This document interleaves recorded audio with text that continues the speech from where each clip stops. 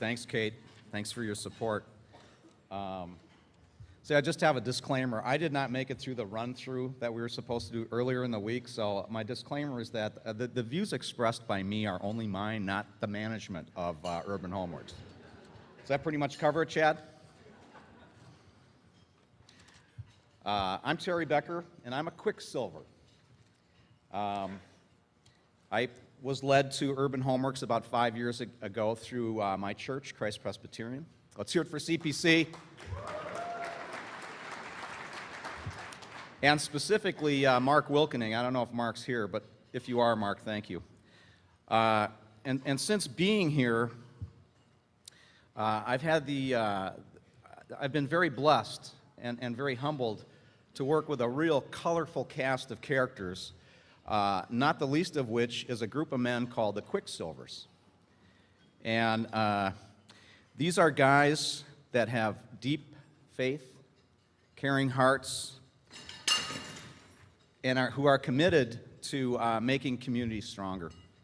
They work on Tuesdays and Thursdays, helping to transform abandoned, boarded up, foreclosed properties into beautiful, beautiful homes and places where kids can feel safe, they can grow, and they can learn.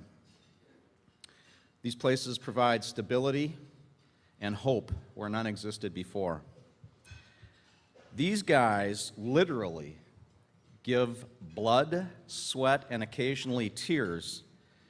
And I'd like for the Quicksilvers who are here today to stand up so we can recognize you.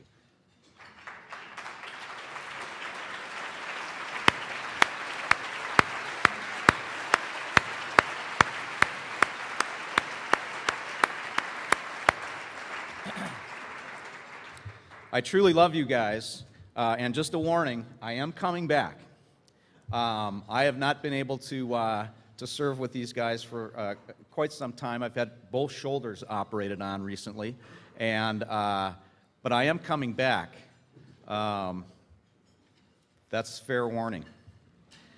Before becoming a Quicksilver, I had never built anything in my life other than a birdhouse made out of popsicle sticks, and even birds dare not use it. I'm not a builder in any stretch of the imagination. So for me, an opportunity to use power tools with guys that actually knew what they were doing was pretty exciting for me. And I have stories from dozens of the projects that I've been fortunate to work with the Quicksilvers on. I'm gonna give you a couple of stories from one job site. This was a couple of years ago. We were building a brand new house in North Minneapolis. The foundation had been capped, and we were starting to rough in the first floor. And so I was building some headers, and I was nailing these 2x6s and 2x4s together, you know, boom, boom, boom, boom, boom. And all of a sudden, whoa, I got a little bee sting there, right above my work belt. And I looked down, I knew what had happened, and I looked down and made sure that nobody else had seen what I had done. But thank goodness I'd been working on that six-pack. It was just a small little mark. Well, a couple of weeks later, I had my two sons and a couple of their friends working on the project, and we were taking a break, and I wanted to show the boys this neat little tool that I had discovered. It's just a roller, you know, a magnet roller on wheels, and you go around and you pick up nails. And I explained to them that, you know, that's the easy part. The hard part is getting down and actually separating the straight nails that can be reused from the bent nails. And I got down closer to the machine, and I was picking out these nails, and I said, you know, guys, you got to be careful, though, at this point, because it's a strong magnet, and if your belt buckle's too big, and I jumped on the roller. Now, I didn't say anything, but I knew that was kind of a stupid thing to have done. They were laughing, and of course, there's Dad the goofball again. Well, it was a couple of days later that I was shaving, and my wife, Laura, looked at me and she said, "What are all those marks on your stomach? The yellow and green and black and blue marks?" And I told her the story, and we decided that if that kind of behavior was going to continue, that I would go in and get an updated tetanus shot. So that's what happened there. So this house now is nearing completion, and and we're putting up hardware on the cabinets and hanging doors and putting up fixtures.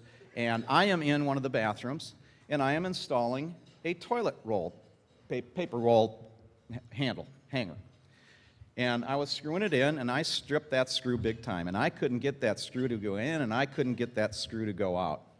So I told Russ Barkley, I said, I think the best answer to this is for when you sell the house, I come with it, and I'll just be a personal toilet roll dispenser. He quickly rejected that idea, but Russ, the offer still stands if you want to do that. You know, another opportunity afforded the Quicksilvers is to work with youth build crews. And these are kids that have dropped out of high school, young men and women aged 16 to 20. And we get to work alongside them. It's a partnership that we have with Tree Trust. It's a twofold program. One, the kids go and get their high school diplomas or GEDs. And the other thing is we give them a chance to work on urban homework projects, so that they can learn rough construction skills and some job training. During the break, we elder statesmen, the Quicksilvers, are allowed to try to connect with these kids and talk about things like work ethic and responsibility, respect, caring, and maybe how to get ahead in life. But really what's most important were what we learned and what I've learned from these kids. I learned that succeeding in school is exponentially more difficult if you're going from school to school and house to house, place to place. I've learned what it's like to have a mom who works 2 to 3 jobs to support her kids, and the dad is not existent. There's no dad to offer encouragement or to administer discipline. I found out why there's so much animosity towards authority and a true lack of respect for police. I unfortunately discovered that many of these kids would much rather sell drugs on the street with the risk of a shortened lifespan than show up at 7:30 and give 8 hours of work. I also learned that there's a real distrust for Quicksilver-type guys who come in and want to help. But I became aware that you cannot understand or appreciate what somebody's going through until you've walked a mile in their shoes. And I feel with some of these kids, I've maybe walked 100 yards, so I got a long way to go. I've also learned that real change can only come from within the person and within the neighborhood. Leadership must come from the people that live in the community. Now, I'm convinced that jobs cure many problems. And to get a good job, you have to have the right education. And to succeed in learning, you need to have stable housing. I also know that the government alone cannot solve these problems, that NGOs and nonprofits alone cannot provide all the answers, and the church alone cannot comfort all, but together we can, because I see it happening. So here's the deal. If the Quicksilvers can make sense to one kid or one person in an urban homeworks family, to light a spark in that one soul, and that person impacts the life of somebody living next door, or a couple of kids living down the block, or maybe a handful of kids at the North Community YMCA Teen Enrichment Center, then things start to happen from within. Things begin to change. And through this multiplication, things begin to change from within, and that's where they need to change. Richard Stearns, the leader of World Vision, in his book, The Hole in Our Gospel, relates the story of the feeding of the multitude that's told in the book of Matthew. Jesus told his disciples to go find food to feed the masses, and they thought he was off his rocker. How can we possibly feed this many people? It will take too long. It will cost too much. Just not possible. But Jesus didn't ask about the magnitude or the strategy or the feasibility of this. He didn't ask how much it would take to solve the problem. He asked how much they had to offer. So the disciples went out among the people, and many of these people probably had food to share, but didn't because they were hoping others would. And they returned to tell Jesus that there was one boy who had 5 loaves of bread and 2 fish. So Jesus received this generous but meager gift and showed the disciples what God could do with even the smallest gift offered in faith.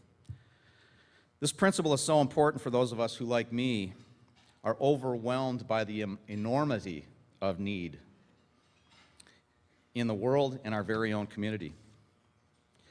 God never asks us to give what we do not have, but He cannot use what we do not give.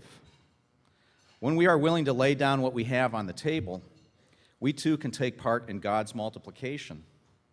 But if we are unwilling, we will most certainly miss out on every opportunity to be used by God in powerful and amazing ways. As a quicksilver, that's the thought I want to leave you with.